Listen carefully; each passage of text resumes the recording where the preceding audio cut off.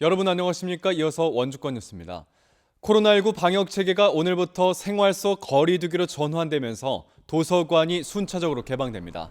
원주 시립도서관과 횡성 군립도서관 등 지역 공공도서관은 오늘부터 도서 대출 서비스를 재개하며 거리 두기가 어려운 열람실은 당분간 운영이 제한되겠습니다.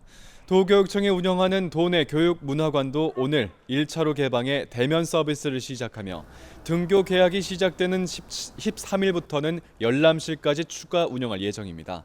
이어 전학년 등교 개학이 완료되는 6월 1일부터는 3차 개방으로 기존의 문화행사까지 운영될 계획입니다. 총선을 치른 지 아직 한 달도 안 됐는데 벌써 공약을 이행한 후보들이 있습니다. 이미 시행 중인 정책을 베껴서 공약을 만든 후보들의 이야기인데요. 공약의 실제 내용을 설명할 창구가 없다 보니 이런 사례는 반복될 가능성이 높습니다. 보도에 이병선 기자입니다. 21대 국회의원 총선거 원주 지역에 출마했던 한 후보의 공보물입니다. 혁신도시 공공기관의 지역인재 채용 비율을 25%까지 단계적으로 확대한다는 공약이 있습니다. 그런데 이미 국가균형발전특별법에 따라 올해 지역인재 비율이 24%로 의무화됐고 내년에는 27, 2022년부터는 30%를 지역인재로 뽑아야 합니다.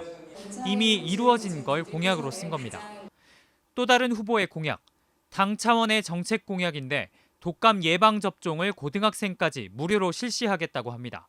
하지만 이 역시 지난해 3월 정부가 발표한 제1차 학생 건강 증진 기본계획에 반영된 국정과제입니다. 올해 이제 13세 중학교 1학년까지 확대가 됐고요.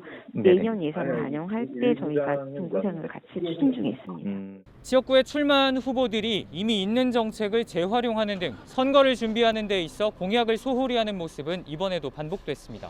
있는 시설을 확대하고 기존에 있던 콘텐츠를 활성화하고 하고 있는 사업의 지원을 늘리겠다는 식입니다. 시간이 흐르고 나면 달성될 가능성이 높은 걸 찾아 넣은 셈입니다. 더 큰 문제는 이런 공약 사항에 대해 소상하게 설명할 창구가 없다는 겁니다. 선거 기간은 한정돼 있고 후보자가 일일이 모든 유권자를 대상으로 설명하기는 어렵습니다. 그렇기 때문에 제공된 정보 가운데서는 공보물이 가장 구체적인데 이를 통해 얻을 수 있는 정보는 매우 제한돼 있습니다. 공약을 공약답게 만들지 않고 설명할 통로도 만들기 어렵다면 이 다음 선거에도 의미 없는 공약이 적힌 공보를 받아들 가능성이 높습니다. MBC 뉴스 이병선입니다. 영월 상동 중석광산이 휴광 27년 만에 대규모 해외 투자 유치에 성공해 광산 재개발이 본격화될 전망입니다. 광암도 영월군은 광산 개발업체인 알몬티 대한중석이 1,290억 원 규모의 투자금을 유치해 내일 강원도청에서 투자 협약을 체결한다고 밝혔습니다. 알몬티 대한중석은 이미 420억 원을 투입해 광맥 조사와 시추 등의 사전 준비를 마쳤으며 내년까지 갱도와 정광 공장 등을 건설해 2022년부터 매년 2,500톤 이상의 텅스텐을 생산하겠다는 계획입니다. 원주 도심 내 일반 도로의 주행 속도가 시속 50km 이하로 하향 조정됩니다.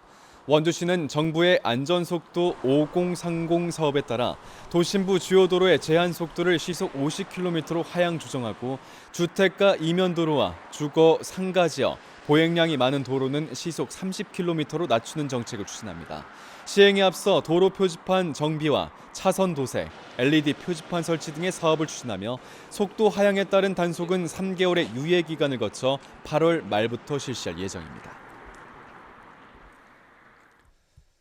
보육교사가 아동학대를 저지르는 동안 이를 예방하지 못한 어린이집 원장에게 법원이 2심에서도 유죄 판결을 내렸습니다.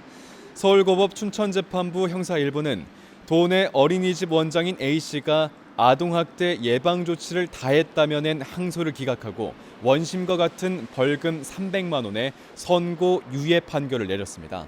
재판부는 CCTV 영상이 보존된 3주 동안 31차례 아동학대가 있었는데도 확인 절차나 후속 조치를 하지 않았다며 주의와 감독을 다했다고 보긴 어렵다고 판시했습니다.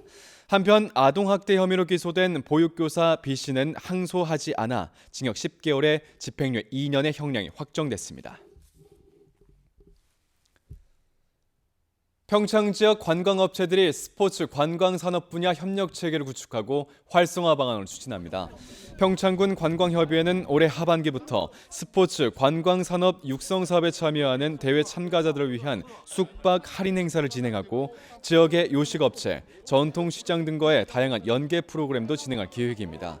스포츠 관광 육성 사업은 평창 동계올림픽 시설 유산 등을 활용한 문화체육관광부 공모 사업으로 올해로 3년차 사업이 추진되고 있습니다.